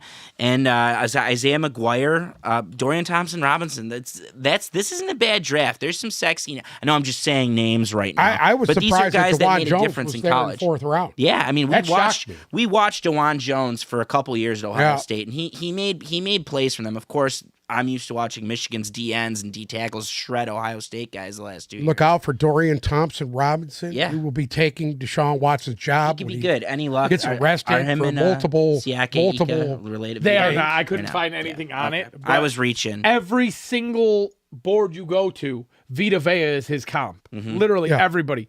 And you know what? I think you're onto something there with that, with Cedric Tillman thing. This was a team that, I mean, again, they traded for Elijah Moore this year. They have Amari Cooper, Marquise Goodwin, Jakeem Grant has now popped up on their depth chart, and I don't even see Peoples-Jones on here. Got it. Okay. So, again, I don't think there's all that much talent there. Oh, no, he's there. There he is. He's there. Regardless, There he is. we don't Yeah, know you're what right. they are. We don't know what Deshaun Watson is. This is their last year was their whatever. He was gone for most of the year. That's a tough division too. Like I said, it's always up for grabs. You know what was hard? Him coming in, he didn't have any kind of rapport with these guys. No. And it was just bad. It Now was he's got a bad full football. camp. If he doesn't get arrested for that speeding ticket, Yeah, that's true. That's Don't true. forget If it. he ends up in the clink, it's going to be. For a speeding ticket, you're going to be arrested? I think they're looking for a reason. Next up, we're staying in the state of Ohio, and we are talking about the Cincinnati Bengals. First pick in the draft was at 28, obviously with the great season they had last year. If we're talking about a team with a lot of holes, it's hard for me to find a ton of them, but there obviously has to be something that they could improve on somewhere there. They got a Michigan man in round 2. I got want to 2. hear your thoughts. I love their draft. I think they had one of the better drafts, and they're coming off in their Super Bowl year. They had one of the drafts that was not as good last year. This is a good one. It's perfectly suited for that division. Miles Murphy's an excellent skilled pass rusher. He's stout. He doesn't make many mistakes. He's not over-tooled in terms of athleticism, but he gets the job done. Do you think that's good value at 28? Because I Yes. think I I think it's excellent value because he will get into a rotation with Hubbard and and, Hendrickson. To answer your With question, Hendrickson? they lucked out. They lucked out with DJ Turner because that was later than he should have Yes. went, and they've needed corner help for a while. And DJ Turner, if you don't remember from Michigan, tall, fast. He had I think the fastest 40, 4.260. and that was the fastest 40 from the combine, right? 4.26. right. So he'll be able to cover some of those studs in that division, like Odell and now Zay Flowers and Jordan Battle, George nice Pickens. safety. Jordan Battle's excellent. They needed safety help now that We've been talking about Purdue for Yeah. a couple days here. Charlie Jones was Aiden O'Connell's go-to at Purdue, and the guy it felt like he made every single catch. If you wanted to dump it, think of like a Hunter Renfro type. Yeah. And then Andre Iovisis, the Ivy Leaguer from Princeton. Shout out to Bruce's brother for being an Ivy Leaguer now too. Christopher Venditti, admitted to Columbia. So Andre Iovisis had a really high RAS score and is super athletic, super fast. His 3-cone and his shuffle were excellent. And he's tall. He's 6'2". And sometimes those Ivy League receivers pan out. So this was actually Chase a Brown. decent draft. Pardon me? Chase Brown was really Brown. highly Yeah, him and his brother. touted. His brother got drafted Yes. too. There's some question marks for them at running back now because there's a lot of talk right now that after his not Joe Mixon like season last year, plus all the noise that you're hearing, that Joe Mixon might not have a spot on this team. And Gio Bernard retired too. Correct. Was he there last? He was there last year. No, Gio Bernard was a Buccaneer last Oh, year. never mind. Yeah, but he But retired. either way, and we had another punter. Another punter, Brad Another Robbins punter. from Michigan. Another punter. Brad Robbins from Michigan. Staying in the Midwest, moving on to the Chicago Bears, who owned the number 1 pick in this draft and decided that, Sorry. we had this talk before the show right. started. Who owned the number 1 pick in the draft and chose not to use it, instead trading. Obviously, quarterback was not on their mind, so I think they were good with getting out of that number 1 spot. Darnell Wright, offensive tackle from Tennessee, goes to them with the 10th overall pick. I've been looking this one up and down here. I don't think I really love this as much as everybody else. I with love you. what they did. I'm with you. You go explain love why what you they love did. it. Listen, Tell us, because I don't. Wright, I think, is truly a top 3 tackle in this draft. Period. I seen a lot on him. He was tough. Jervon Dexter, outside of Jalen Carter, this was the second best tackle on the board, I thought. You think so? I think so. And they got him. Tariq Stevenson, he went to Miami, corner. Anytime you think of Miami and corner, you know you got a player. Period. At 148, is that Penei Sewell's brother? Sure is. Noah Sewell. Sure is. Yes. In the pre-draft process for the last 2 years, Noah Sewell was considered one of the best inside linebackers. He ended up not being the second linebacker to go from his own team from Oregon this year.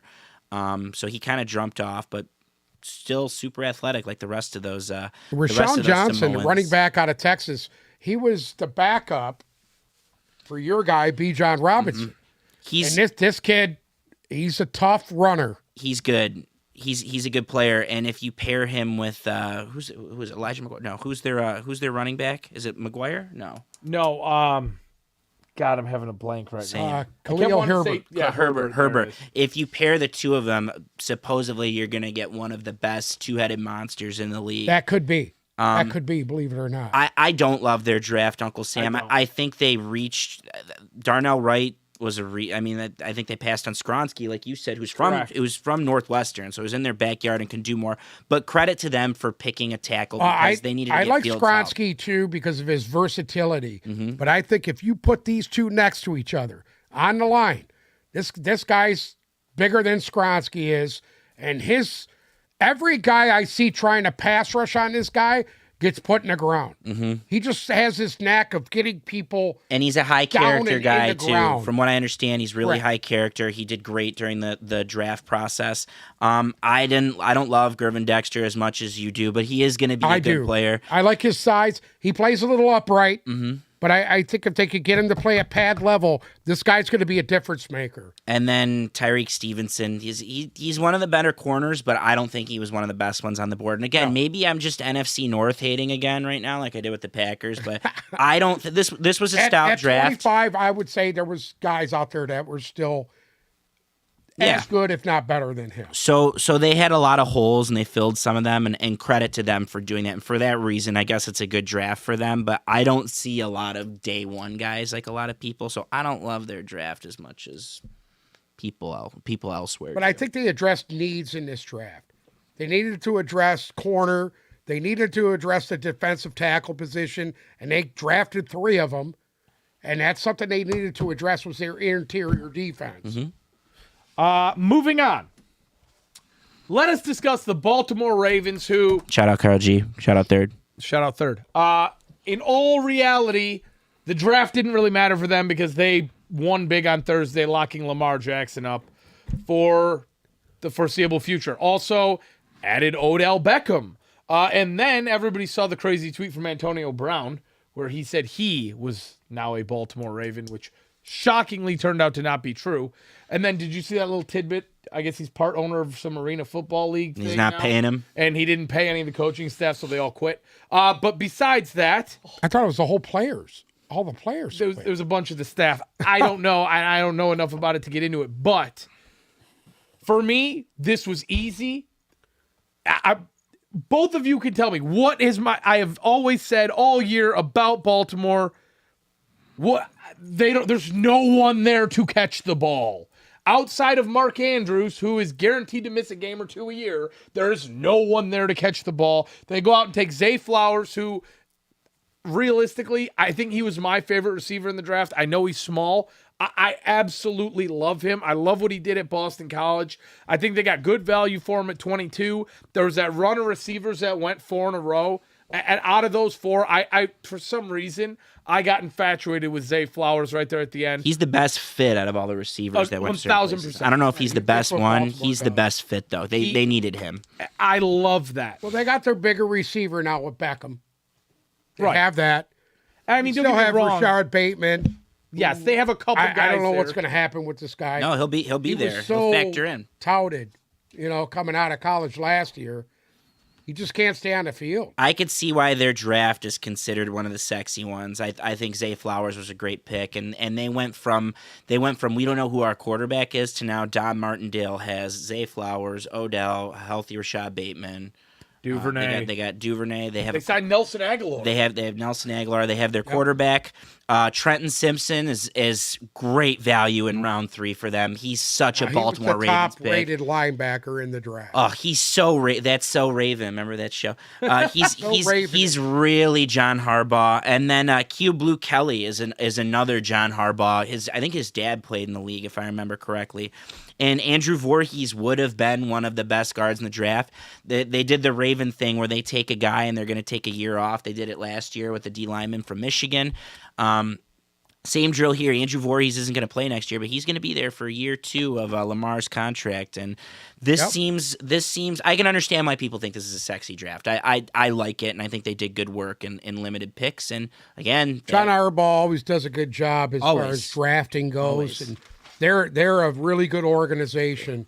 You can't say nothing but nice things about the Ravens. I mean, they're always there. I'm with you. There at the end. I'm with you.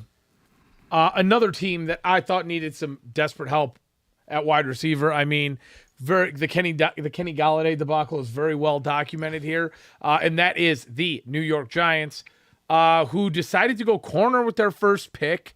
I'm not gonna lie. Again, there's one pick on here that I think was really nice, and that was Jalen Hyatt. They took him in the 3rd round. Other than that, this one doesn't really. It's being very highly touted, but this doesn't blow me away. I think Deonte Banks at 24 was good value. I will say that. And I like the Hyatt pick. Give me some thoughts here, because I don't think it's all that great.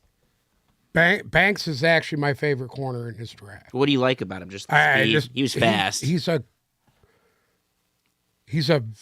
probably the top press corner because he plays with power. Gonzalez plays with skill and athleticism.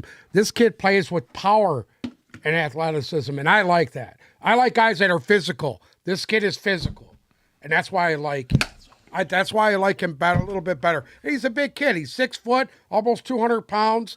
That's a big corner. Yeah, the sex appeal of their draft isn't there, but again, it goes back to that theme. We got a lot of these quarterbacks that have to have monster years. And here we go. We got another one there. And I think this draft was built around to see what Danny Dimes can do this year, what Daniel Jones is going to be up to. And, of course, they took a corner in round 1 in Deonte Banks. And you need corners in that division. We've been talking about it. If you want to beat the Eagles, you got to have guys that can go toe-to-toe with those receivers. And you got to go A.J. Brown toe-to-toe. And if you ain't got a guy that can press him off the line of scrimmage, you're a dead man. Deonte Banks is that. I don't think he was the best corner like Uncle Sam does, but he's good. And Jalen Hyatt fits pretty nicely. Other than that, I don't really love what they did. It seems like a lot of it's geared towards trying to retool that offense and then some depth guys in the secondary in the latter half of the draft. But I like the John Michael Schmidt, the kid from Minnesota. I mean, interior linemen are going to help in that division. That guy's going to be staring at Jalen Carter now. So next up, we have the Arizona Cardinals, who were originally supposed to pick at 3 and then decided to trade back. They took Houston's 2nd pick at 6. Or no, they took the Lions pick at 6. Mm-hmm. I am sorry. They traded back from 3 and then traded back up to 6. Now I've got it right. I'm sorry. But here we are. A team that's kind of right on the edge of dumpster fire, I would say. They did get some good news. I just saw via Twitter that DeAndre Hopkins reported to the facility today, and they are expecting him to stay there and play. So that is good news for Cardinals fans. What? Nothing. Anyways, but there's a lot of question marks about Kyler Murray. It seems like every time we are talking about some sort of something with the Cardinals, it has to do something revolving around Kyler Murray. What could Arizona have done to really help out Kyler in this draft? I don't even, if I was in Arizona, I wouldn't know where to begin. There's just a lot of lackluster positions pretty much across the board in my eyes. They did what they needed to do by taking the tackle. I don't think they took the best tackle, but they took a tackle. No, I actually like DeJuan Jones better than him. Okay, yeah, I have a guy from his own team. That was my opinion. Nothing against this kid. He's good, too. I watched Paris Johnson get destroyed by Aiden Hutchinson and get destroyed by Mozzie Smith and David Ojabo, and I'm not a big He could not Paris handle guy. speed. But a lot of people had Paris Johnson as the best tackle in the draft, and they went and got him. So to answer your question, that's what you do. He needs tackles. I'll say this much. people are really high in their draft. I'm not. There's a couple names that stand out to me, but the one that I love, and they didn't really need a receiver, but the one that I love is Michael Wilson from Stanford. They kind of reached for him, but the way the board was falling at that point in time, the guy probably wouldn't have been there past round 4. I think he had like a round 5 grade on him. But Michael Wilson is tall. He's what I wanted for the Lions. He's tall. He's fast. He can get down the field. He can make big catches. He's really smart. Big body guy. I love that pick for them because that's kind of DeAndre Hopkins is more of the, I'm going to place the ball somewhere and we'll see if you can get it. Michael Wilson can get open for them and can make big plays. Other than that, I don't understand why people are so high on this draft. I think it's because of the picks. Go ahead. That Owen Papone from Auburn, I like him. He's a little undersized as a linebacker, but the kid brings the lumber. He is a big hitter. And I mean, he's fast and he's a big hitter. He's actually a bright spot. And for them to get him in the 5th round, that's pretty big. How do you feel about the Ojulari pick in 2? I like him too. He's a good player. The difference between I those like two him are, a lot. all right, you got Ojulari. He's 6'2" and 240. He's about 20 pounds heavier than that guy is. But Ojulari's brother plays for the Giants. He's one of the defensive ends for the Giants. Mm-hmm. I don't mind the picks at all. I think they needed to upgrade this defense immensely. And if they weren't going to do it all with one pick, which they decided to pull back, I understand why. I understand why they dropped out. I mean, the bottom line is this. How many teams did not want to draft Jalen Carter? Because it seems like to me, at least Cardinals, 9, at least 8 or Raiders, 9. And the list goes on. The Lions. Correct. These guys obviously didn't want to go for it. Right.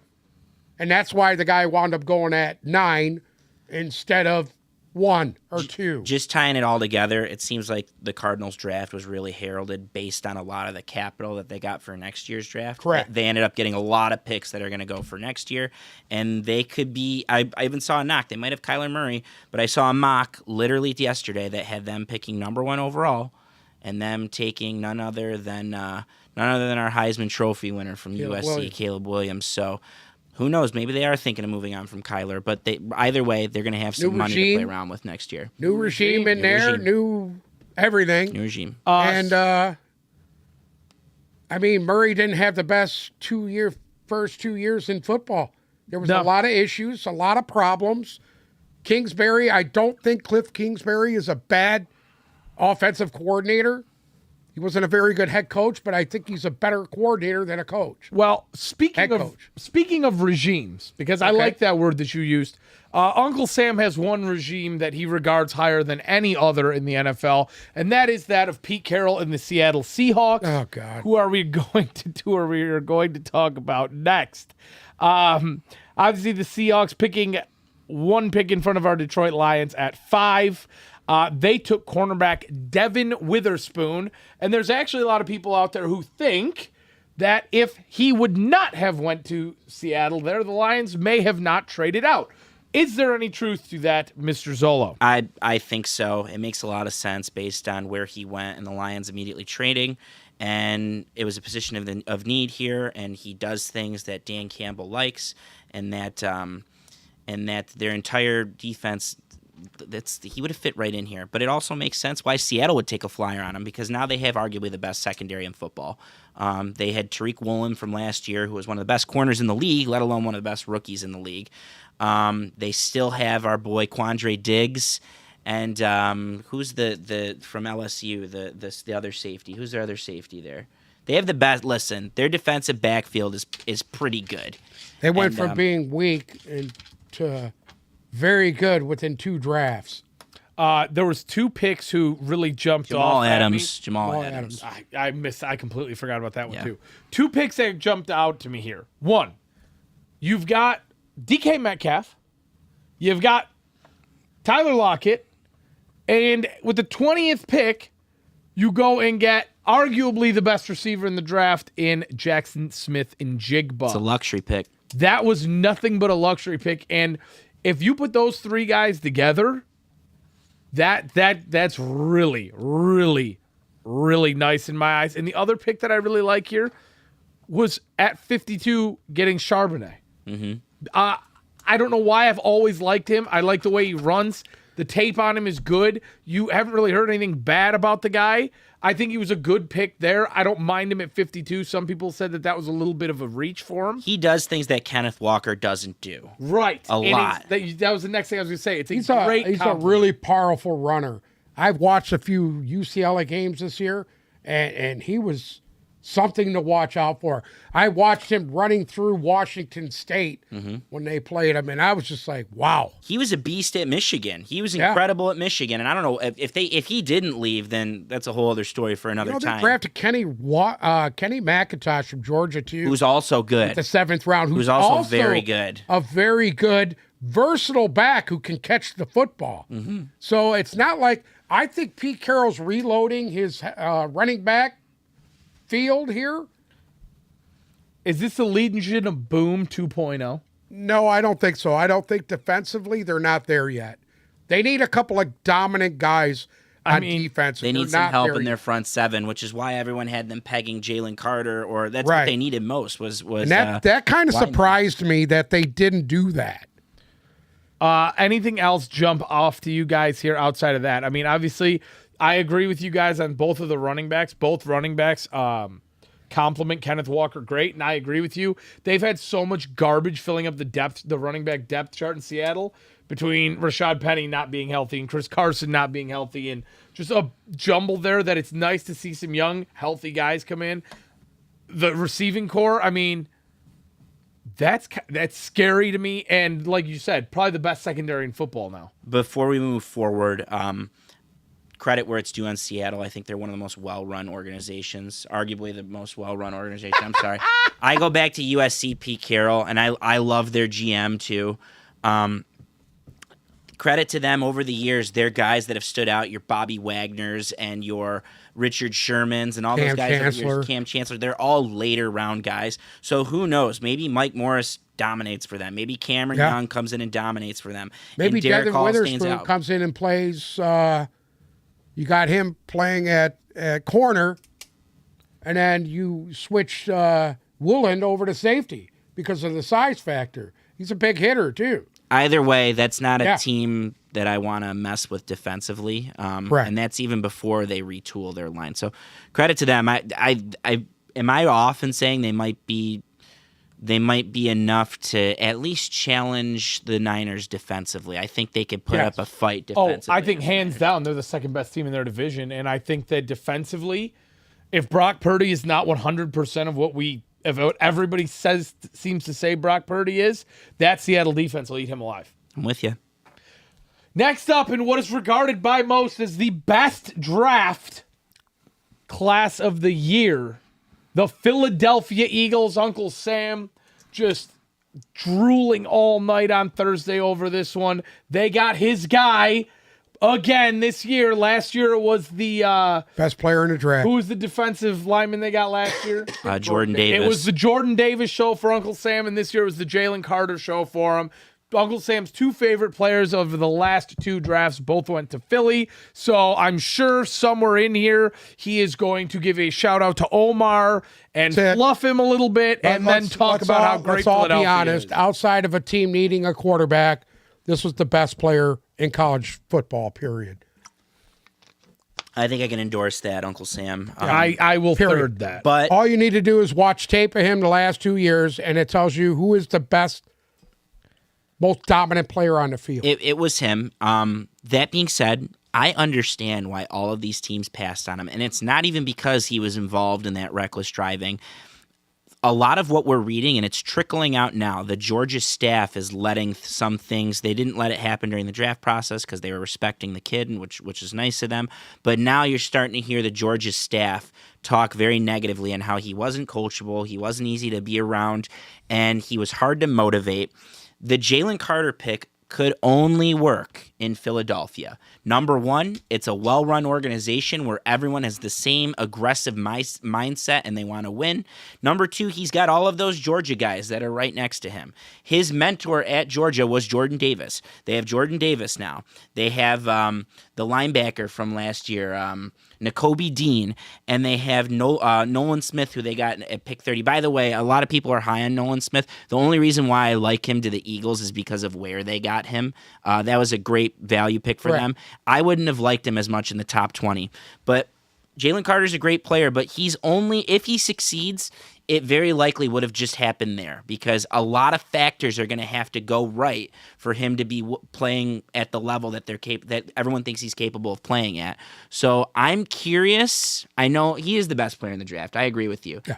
I'm still a little curious to see how it pans out because we've met professional athletes before, Sam, and we know ones that aren't motivated and don't love their sport. Yes, and without it's question. a means to an And I end. think It's that's money. what drove a lot of these GMs Yeah. and these coaches to say, you know what? You don't want to have to gonna worry pass. about this guy like showing up to. You don't want to have to worry about a guy not showing up to workouts, not being a good example. But I can't disagree that when he's on the field and playing to his capabilities, he plays was at the another best level. player in the draft. You could have made the case that he was the best defensive player if he went last year in the draft. Right. You could make that case. He's very disruptive.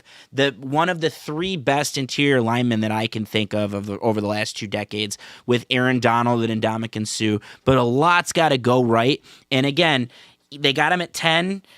It's still a luxury pick. Philly had the luxury of making this pick and making it Jalen Carter. And if it doesn't pan out for some reason, They'll if be all fine. of those highlights that They'll be that fine. other teams have brought up on him are true, they'll still be fine. That is the definition of a luxury pick. When you can take a flyer on a guy, whether it's due to medical or due to off the field shit or due to his character, and if it pans out, it's cherry on top. If it doesn't, you're not going to skip a beat. I love the Nolan Smith pick at 30 as well. It's the Philadelphia Bulldogs at this point. And then on top of that, you want to talk about another luxury pickup? I mean, DeAndre Swift. Again, if he gets healthy and he is utilized properly there, everything Philadelphia has done in this offseason, besides just retaining guys that everybody thought were going to leave, was luxury. Yeah, I'm with you. They lose their safety, Gardner Johnson to came Detroit. to Detroit now. Then they come back and they draft Sidney Brown, the safety from Illinois. A lot of the guys that they were supposed to lose in free agency because it was, you can't pay him.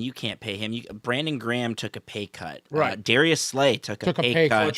Fletcher Cox took a pay cut. Jason Kelsey's coming back on less money. Right. They're just trying to keep it together. I think they know the windows and Their window is now. and they're going to run it now. back. They're going to run it back. And you and I talked about this. I saw a graph or a tweet that juxtaposed their draft versus what San Francisco did. And of course, this blows away what San Francisco did. But is this enough? Is this enough to beat the Bengals? Is this enough to beat Kansas City? Is this enough to beat Buffalo? One would think yes. I don't know. I want to see it. It's all got to mesh. At the end of the day, it's all got to mesh. And, I mean, now we're talking about a team with a lot of big personalities in that locker room, too. It all has to mesh, and they all have to be able to get behind Sirianni the way last year's team did. That's their only hurdle. I think talent-wise, it's not there. easy to say that a team can go in with a draft and come out and be better than they were the year before. I hope they're not as good as That's not an hope easy they're thing to do. worse than they were last year. Yeah. I don't have to start off every episode with you drooling over Philadelphia. Because I mean, that's all Why? this Because was. I picked them to win. All I did was pick them to win a Super Bowl. Are you I liked picking- what they did in the draft and in the offseason. Real quick, because we're way over. But Okay. are you picking Philadelphia to win the Super Bowl again? I am picking them to repeat as the NFC champion and the Super Bowl winner this year. Wow. Yes. Wow. This is big calls being made here on May 3rd. Big calls and big balls. I wish we could put the name of the episode. That's a hat. After. That is a fucking hat. That's a hat. I think that's it. We made it through all 32 finally after there's over 3 hours of draft recap here, but we made it through. Between the bad. 2 episodes, don't look too concerned. It wasn't 3 hours just today. Okay. So with that being said, another week has come and gone, and I would like to thank you guys so much for listening to another episode of the Tip Balls Podcast. Make sure to follow our socials, Instagram and Twitter at Tip Balls, TikTok at Tip Balls Podcast. If you are listening to us on Spotify or Apple Music, you can check us out and watch us live on YouTube 2 or 3 days a week. Probably 3 here pretty soon when we get closer to the season. But if you do, remember to subscribe and ring the bell so you know when we go live. Thank you guys so much for listening. Hold on a minute. Bruce has to say something. What do you mean? You can't just sit there high. Say something. What do you want me to say? Anything. Anything. Give us a Wow. fact. Dumbass. Saw that coming. It's the oldest one in the book, man. Tell us about your brother getting into Oh, Colombia. yeah. Congratulations to Christopher getting into Christopher Columbia. got in Columbia. What do you want? Christopher got into Columbia? Yeah, we'll talk about that. Everyone's Next. clapping. Thank you guys know, so much for listening. whatever. You will hear from God us bless. next week.